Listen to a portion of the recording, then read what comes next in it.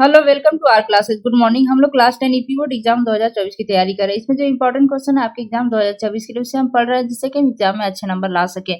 इसमें एक most important इसमें सवाल बन रहा है कि रासायनिक समीकरण को संतुलित करना। ये सवाल है इसमें कि निम्नलिखित अपक्रिया में प्रत्येक के लिए संतुलित रासायनिक समीकरण लिखिए। इसमें ए दिया है कि sodium sulphate plus barium chloride ये अपक्रिया करके बेरियम सल्फेट बनाते हैं। ये खाली स्थान छोड़ दे रहा है, जैसे यहाँ पे दिया है ये खाली स्थान, इसी तरह यहाँ पे खाली स्थान छोड़ा हुआ है। हमें इसे लिखना है कि ये क्या लिखेंगे। तो देखिए यहाँ पे आ गया सोडियम क्लोराइड। ये सोडियम क्लोराइड कैसे आया, तीर का निशान है। इस साइड क्या है, अभिकारक है, इस साइड उत्पाद बनते हैं। तो हम अभिकारक में देखते हैं कि अभिकारक में क्या दिया है। अभिकारक में है sodium sulphate plus barium chloride. यहाँ पे क्या दिया है, बेरियम सल्फेट दिया है। तो यहाँ से बेरियम निकाल दिए, यहाँ से सल्फेट निकाल दिए, तो बचा क्या, यहाँ से सोडियम बचा है, यहाँ पे क्लोराइड बचा है। तो वही हमने यहाँ पे लिख दिया है, ये सोडियम ये क्लोराइड, सोडियम क्लोराइड यहाँ पे लिख दिया है। तो ये हमारी अपक्रिया जो है संतुलित होगी। इसका रासायनिक सूत्र अगर लिखना है तो सोडियम सल्फेट का क्या होता है, Na2SO4 प्लस ये बेरियम क्लोराइड का BaCl2 होता है। ये दोनों अभिक्रिया करके क्या बनाते हैं, बेरियम सल्फेट। बेरियम सल्फेट का सूत्र क्या होता है, BaSO4 प्लस ये सोडियम क्लोराइड का सूत्र होता है NaCl। तो देखिए यहाँ पे हम देख लेते हैं कि सोडियम की मात्रा 2 है,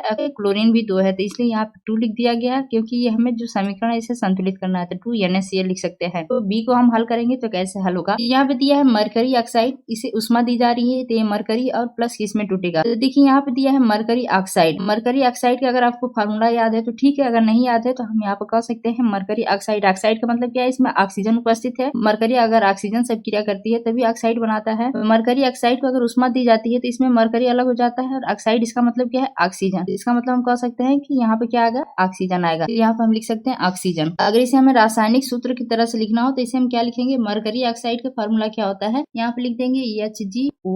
मरकरी ऑक्साइड यहाँ पे लिख देंगे 2। अब इसे उष्मा दिया जा रहा है, ये किसमें टूट रही है, मरकरी। मरकरी बोले तो Hg मरकरी का सूत्र होता है प्लस 2Hg प्लस ऑक्सीजन का क्या होता है O2। तो इधर हम देख लेते हैं। देखिए यहाँ पे दिया है 2HgO, यहाँ पे क्या है, Hg की मात्रा 2 है और ऑक्सीजन की भी 2 है। यहाँ पे देखते हैं, यहाँ पे देखिए Hg की संख्या भी क्या है, 2 है, और ऑक्सीजन के भी 2 हो गई, इसलिए दोनों तरफ क्या है, ये संतुलित हो गए रासायनिक समीकरण। ये दिया है कि जिंक प्लस सल्फ्यूरिक अम्ल अपक्रिया करके जिंक सल्फेट प्लस खाली स्थान क्या बनाएंगे। तो यहाँ पे हम दिया है जिंक प्लस सल्फ्यूरिक अम्ल। सल्फ्यूरिक अम्ल अगर फार्मूला आपको याद है तभी आप अच्छे से लगा सकते हैं इसको, क्योंकि सल्फ्यूरिक अम्ल में क्या होता है, H2SO4 होता है। सल्फ्यूरिक अम्ल का फार्मूला क्या होता है, यहाँ पे हम लिख सकते हैं, सल्फ्यूरिक अम्ल का फार्मूला होता है H2SO4। तो देखिए अब जिंक का क्या होता है, Zn। तो यहाँ पे लिखा है जिंक सल्फेट। जिंक सल्फेट मतलब सल्फ्यूरिक अम्ल में SO4, ये सल्फेट जिंक के साथ अपक्रिया कर दिया तो सल्फ्यूरिक अम्ल में क्या बचा, हाइड्रोजन बचा, हाइड्रोजन सिर्फ बचा। तो यहाँ पे हम यहाँ क्या लिख सकते हैं कि हाइड्रोजन। रासायनिक सूत्र के तरीके से आप लिखें तो जिंक का Zn प्लस सल्फ्यूरिक अम्ल क्या होता है, H2SO4। ये अपक्रिया करके क्या बनाएंगे, जिंक बोले तो ZnSO4 प्लस यहाँ पे क्या बचा, हाइड्रोजन बचा, तो H2। तो उसी प्रकार देखिए यहाँ पे डी दिया है, ये iron plus copper sulphate. Sulphate ये अपक्रिया करके यहाँ पे खाली स्थान दिया है, यहाँ पे क्या बनेगा, फिर प्लस कॉपर। यहाँ पे देखिए यहाँ पे दिया आयरन प्लस कॉपर सल्फेट, तो कॉपर निकल गया तो क्या बचा है, ये आयरन बचा है, सल्फेट बचा है। तो हम यहाँ पे क्या लिख सकते हैं, यहाँ पे लिख सकते हैं आयरन सल्फेट। तो यहाँ पे सिर्फ हमें क्या लिख देना है, आयरन सल्फेट। अब इसका फार्मूला हम चेक कर लेते हैं। इसका सूत्र आयरन का क्या होता है,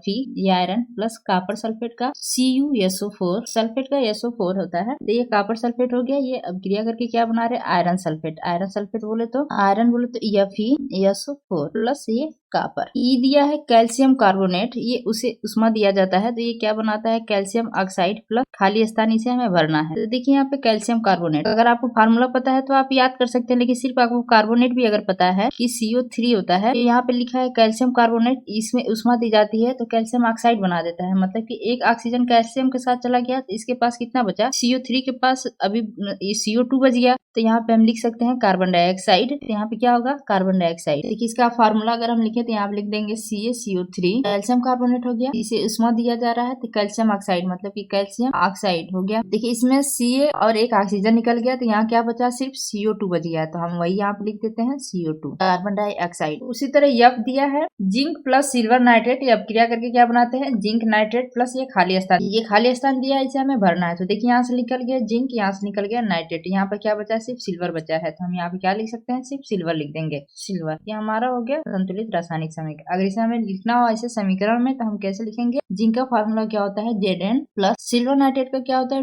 2AgNO3, ये अपक्रिया करके जिंक नाइट्रेट बना रहा है, इसका मतलब क्या है ZnNO3 का होल ट्वाइस प्लस सिल्वर का क्या होता है 2Ag। तो ये हमारा संतुलित रासायनिक समीकरण हो गया। इस तरीके से आपके एग्जाम में सवाल आएंगे। Thank you for watching, please like and subscribe my channel.